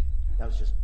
And typically speaking, whatever guidance we wind up, you give me, and whatever the legislative committee takes ultimately, I hope at least that the letters will continue to say we either support or oppose and not get into. Right. Was that a 7-1 or a 6-2? That's splitting hairs that I don't think even Sacramento cares about. What's your voting criteria for this issue? For this issue? No, I'm serious. It's what's existing still, right? It's what's existing. I'm not following. Do you have to vote unanimously on whether or not to change the unanimous We're gonna vote vote? on this issue at the next meeting, which I think is now That's- been moved to January, if I'm not mistaken. Well, because that applies only to legislation and opposing and supporting, because this is changing essentially our bylaws. What will happen is we'll come up with an agreement for what we believe is right as a council or committee. Then it goes back, my understanding, the way I think it should go, when all support is back out to all of you at mayors and council members to ratify. So everybody will get another shot at this. And we'll be tired of hearing about it by then, but it'll be done one way or the other. So yeah, that's a good point, because otherwise we could be locked in an infinite loop. So at any rate, I'm going to open this to the public. We have a large group here. We'll see if anybody's interested in speaking on this particular issue. Not everybody at once. No? All right. Well, in that case, everybody suddenly became shy. We'll close public comment and bring it back to the council. So there you have it. If you want to have some more discussion, that's fine with me. Just give me some direction what you'd like to see. And if you're more comfortable, I'd be happy to go in with a range. So unanimous minus 1 or 2 is what, 9 cities? There's 9 cities typically if everybody's there. So you're saying in order to support or oppose a particular situation legislatively, in that scenario, you need 8 or 7? Mm-hmm. Yeah, what I'm saying, basically, we almost always, after discussing something to death, kind of it either makes sense to support cities or it makes sense that we want to oppose it. Every once in a while, we might have 1 or 2 people who don't see it that way. It's usually not something where we need a lot of extra. But John, you may only need That 5. almost sounds like You may only need 5. What if This only is 6 what it people is. are It's a there? spoiler prevention. We can typically, you can wind up in a situation where one person will spoil this and take Right. advantage of this as a blocking mechanism, to speak frankly. Right, I've met a few of them. There you go. But again, it's unanimous of who's there that evening. Yeah. So it could be 5 votes that pushes you over that edge of unanimous minus 1 if only 6 people are there, Mhm. right? Yeah. Or if there's 9, then you'll need 8. I can do that math. Yeah, no, I agree with you. Yes, that is correct.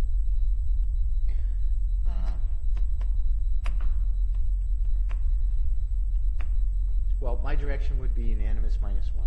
All right. Councilmember Skillman, where are you at? I would say unanimous minus 1 as well. Councilmember Harvey, would you like to weigh in on this weighty matter? Yeah, unanimous votes, having sat on committees that have them, they don't always work so well. So I'm glad to see that you guys are changing this, and typically it's not necessarily who you expect, and sometimes it's a single larger entity that will block, and, that doesn't help all the rest of Sonoma County. So I think that, generally speaking, we are able to work out the words that make people comfortable, to get us as close as we can. But, I'm okay with the unanimous minus 1, because sometimes those things, there's just always one person, that's gonna hold it up, and you'll completely miss that opportunity. As you pointed out, some of these things happen pretty quickly. Yes. I just missed that whole opportunity to weigh in on something. Okay, thank you. So wouldn't unanimous minus 2 be safer? I think you see the direction this is going. All right. I will tell you that I'm leaning, my original preference was for unanimous minus 1. If I'm getting a lot of resistance and people don't want to accept unanimous minus 1, would my colleagues support unanimous minus 2? Could you live with that? Councilmember Harvey, if I'm forced into a corner. All right. So there you go, Councilmember Moore. We will. We're going to capture a little of everything. I'm going to push for the 1. That's the recommendation from the council. But if it goes that way, we can live with it. It's also Without- very fitting that it seems like the direction you were given tonight was unanimous minus 1. So See, it's all fitting this right in. is why we have to do these things. All right. Thank you, council. That's very helpful. And thanks to staff for getting this on the agenda for us. All right. This brings us to a highlight of the evening. This is our city manager's report. Boy, the pressure. Okay, so thank you, Mayor, members of the council. So the first thing I'll talk about is something called Crisis Intervention Training, CIT. This is training that's usually attended by our sworn personnel, our cops, and all of our sworn officers are required to attend. This is industry standard for officers to attend, and CIT training allows our officers to recognize mental health crises so they can respond in a manner that hopefully protects the safety of our officers and also the person having the crisis. It's not assumed to be something else, and they can recognize that. But I will say that our police department,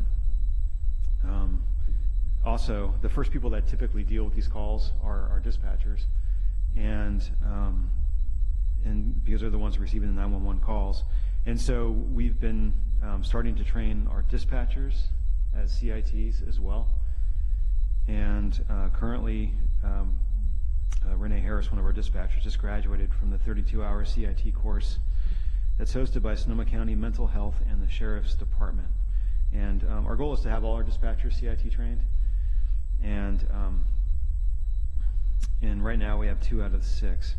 And although I mentioned earlier that having officers CIT trained is industry standard, that's not the standard for dispatchers, but we're trying to go above and beyond the standard as the first of the first responders so that hopefully they recognize the situation they're dealing with when they get these calls and help mitigate it even before the officers arrive. So that's some good news. And then also on the construction front, Laguna Bypass Sewer, this is the P1 sewer. Work continues on Redwood Drive installing the sewer main, and they're approximately 20% done with the project. And actually they're out there right now digging a trench. So if you're curious and you want to see a very deep trench, make sure you hang on to something before you peer into the trench, because you might lose a pen or something.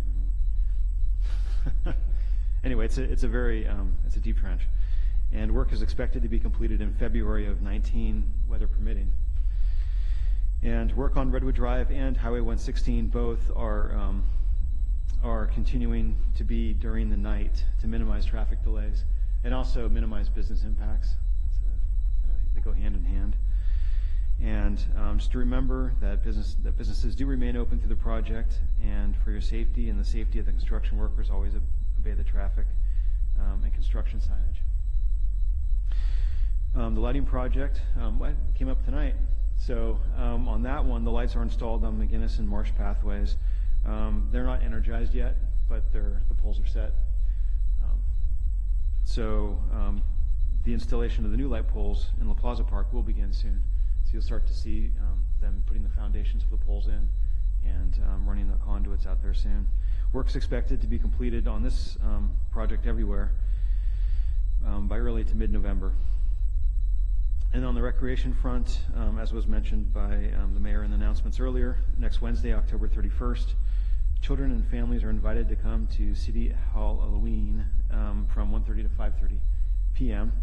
to kick off their trick-or-treating, visit with city staff, and show off their costumes before their evening Halloween celebrations. Or, as we often see, they're usually really small kids, so they can get all the trick-or-treating done while it's still daylight, and then and get home and stay up for the next 5 hours because all the candy they ate. But at least it keeps them off the street. And then the week after Halloween, Farmster, the group that operates Veranda Fletty Ranch, will be accepting lightly used pumpkins, whatever that means, from the community. And they're going to be composting those, and they plan to use the seeds to grow new pumpkins at the ranch next year. So it's a circle of life. And then during the week of Thanksgiving, children have this off from school. Parents might not always have all those days off of work. And so we're offering a 3-day camp from Monday through Wednesday. And And during the week, campers will make crafts, play games, and have fun in a safe environment. So we encourage any families to sign up for that. And also, we're accepting vendor applications for annual holiday tree lighting on December 7th. And that evening will be full of food and craft vendors, children's crafts, storytelling, live entertainment, and trackless train rides. It normally doesn't sound like a very safe thing, but I think in this case, you don't want the train on the track. It circles the park, so it'll be a fun thing for kids. And it all ends with Santa helping to light up the holiday tree in the middle of La Plaza Park. And then following the weekend following that, we have Breakfast with Santa. Registration is now open and space is filling up. I know we have over 30 registrants for both times already, and we're still like 2 months away. And this happens in the Cotati Room. It's December 15th is the date. It's a pancake breakfast, and there's a holiday craft making also there. And you can visit with Santa. And then finally, you can register on the city website or over the phone for more information, or on this or any of our programs, or to be a volunteer, or be a vendor for an event, or to register. There's many things you can do if you just call Ashley Wilson at 665-4222 or awilson@cotadicity.org and get the latest information on our website or the city's Facebook page. And I will also add, although this was on the agenda tonight, there's also the holiday shop and stroll, which is in that same span of early to mid-December. So lots of things to do in the first half of December. And so hope to see everyone there. Excellent. Well, I'm going to look to the council, see if we have any questions for the city manager based on the report. Councilmember Harvey, anything for the city manager tonight? No, it's great. All right. Well, in that case, we're going to jump right over to city council reports and see if anybody has anything for us. Councilmember Skillman, please. Thank you. Just briefly, I attended the Library Advisory Board meeting on October 16th, and they had some interesting news that I was just going to share. I got all of their flyer handouts that I added to the turnable display that we have in the hallway so that people can look and see what events are coming up at the library. They have a surplus, which is always something nice to end up with.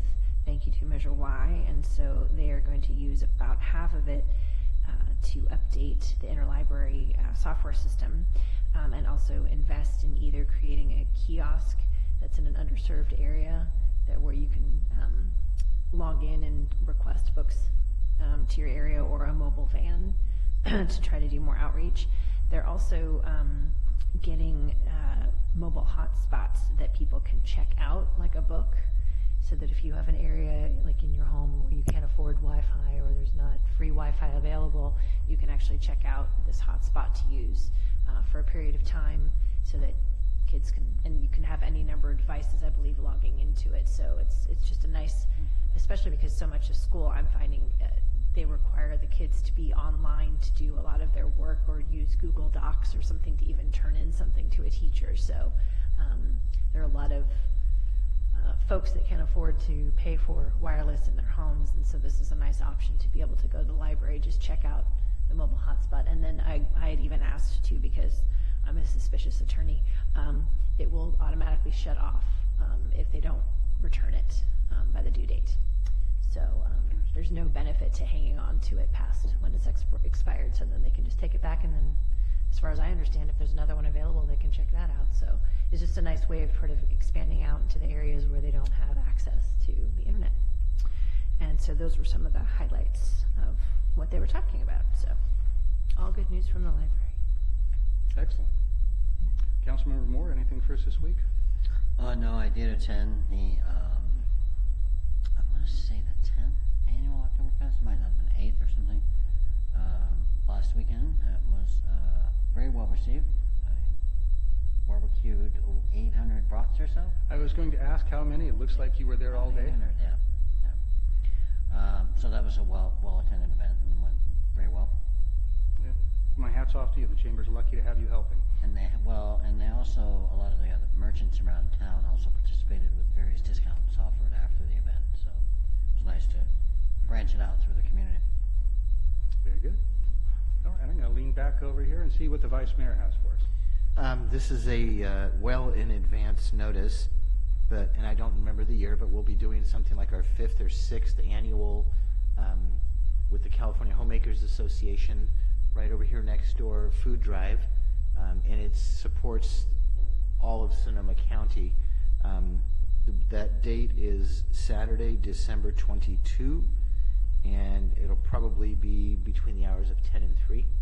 So if anybody wants to come over and move about 50 to 60 frozen turkeys and a whole bunch of canned goods, just let me know. Actually, just show up. It's great. There were some familiar faces there last year, so it was great. Thank you. Cool. Councilmember Harvey. I do not have anything to report this week, sorry. No need to say you're sorry, and I'm going to join you. I have nothing to report as well, so that takes us to, For me, that brings us to public comment on non-action agenda items. And I'm going to look out again to the veritable crowd we have out there and see if anybody would like to speak on non-action agenda items. And seeing none, we will close that and bring it back. Any information received after the agenda was posted, City Manager Obid? No. With that, we are adjourned at 9:14. Thank you, everybody, very much. We will see you here next time.